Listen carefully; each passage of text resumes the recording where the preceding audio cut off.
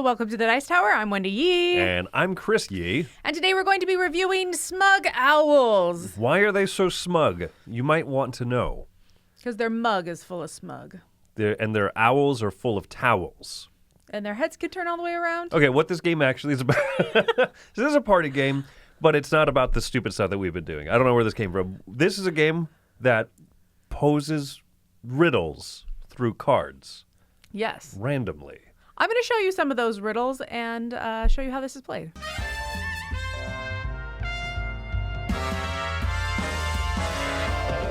Smug Owls is a party game where players are trying to answer these randomly generated questions. So you just flip over the top cards and you read it out loud. Then players are going to place their hand in the middle when they come up with an answer. The last player to come up with an answer, or if they simply can't, will become the Smug Owl, which means they will be the judge for the round. They will take the 3 question cards in the middle, and they will hand those out to the people that have the best answer. I think my answer is the best because what rises when it's broken? I think of a little vial that has baking soda in it. When it's broken over vinegar, it all rises to the top.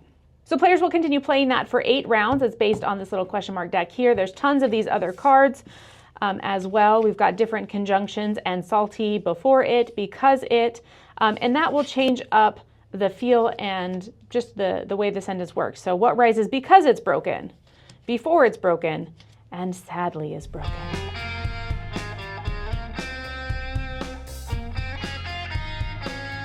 Component-wise, I think the cards in here are easily labeled. It's a little card game, right? And I like the box that it comes in. Everything fits in it just fine. No, standouts. The art is owls. Right? I think just the coloring of it is you can't quite fit the whole stack of question cards in the conjunction cards, so you have to cross them over a little bit. It's very minor. It's so minor it doesn't even affect my score. Yeah. Why owls? Because it has any theme instead of no theme to it, right? It is just that type of party game. This could have just been in the 90s. It would have been purple and blue cards with words on them. It made me think of the Purdue owl because grammar, because there's a conjunction, it makes a sentence. Yeah. Question. Okay, so the fact that this game makes riddles randomly through cards, I'm genuinely surprised that they work. That they're not completely broken? Yeah. I mean, not all of them, not all of them are ones that you can ooh, I've got a clever response for that. Yeah. But there are pretty good ones that come from this. What flows when it falls? Oh, Niagara Falls, right? Or what was one of the funniest ones that we ever had in a game? We played this with my family. We were visiting them in Vegas, and one of them was, what is hot and never disappoints? And someone said chicken wings. That was the first answer said, and everyone else at the table just went, well, mine sucks. Yeah, we don't have to say ours. That one clearly won. But I think what kind of makes this game work is the fact that the conjunctions, the middle one, kind of really shakes things up. Sure. Having sadly in there, you're like, oh, this isn't just something that happened, what is frozen and flows, but you're like, what sadly flows? You're like, oh, yeah, my tears sadly flow. It just adds a little bit more depth to that question. And sometimes they're tricky. We had one, I don't remember what it was, but I was like, I have nothing. And we just all kind of stared at each other and we're like, and then someone tentatively put their hand in and we're like, okay, well, you get the there's points. Maybe something. Yeah. And we eventually people thought of stuff, but I was just like, I don't know. This is too deep and existential. Yeah. And I appreciate that. This, I've seen other kind of party games or games made that would have this idea and it would treat itself very seriously. But this one is just silly, and it encourages people to be silly, and it encourages people to be kind of creative, right? And I like when people says, or I like when someone answers something and everyone just goes, "What do you mean?" Oh, that's a great feeling. Oh yeah, I think mechanically my struggle with this is that the few times that I've played, I feel like there's always that one person that gets stuck being the judge most of the time. one time we played with the kids, it was obviously the kid, but even with adults, you know, it was just the person that was a little bit slower to think of something regularly, the person that was a little slow on the uptake. And I feel bad for that person that they don't get to think of cool thoughts. There's no way they're going to get points. But also, then other people don't get to be the judge either, and they may want to be the judge. So it's one of those moments that I wonder, I guess it comes light and doesn't take itself too seriously because it's a speed game. Yeah. So if you took that away, would it then be too serious? But I also kind of wish it had the apples to apples style thing where, you know, everyone just put in an answer and there was, you know, the judge just rotated so that it wasn't the same person picking. And I think that you could easily house rule that. Mm-hmm. We review games based on the rules in the, you know, as they come in the box.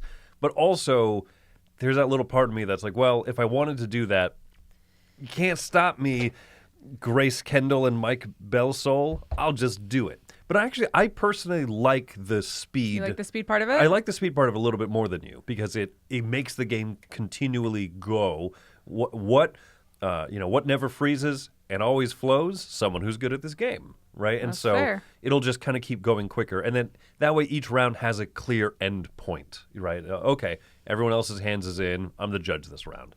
It is better when whoever's the judge passes around just kind of naturally. Mm-hmm. Or by pass, I mean like I couldn't think of one this time, but I'll think of the next one. Yeah. So, yeah. So I think it's group dependent. And I've obviously, like, we're reviewing this as the way it is. I still think it's a fun game. So I would give this a 7. It's one that I'm going to pull out. I think it's a fun little party game.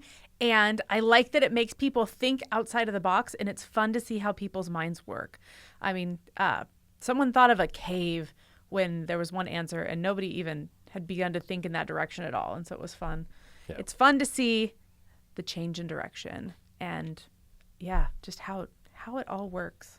Yeah. There's so many good thoughts here. I'm giving this one, for me, a 7.5 for a lot of those same reasons and the fact that I do like the speed element of you're done, you thought of something, good, put your hand in the middle.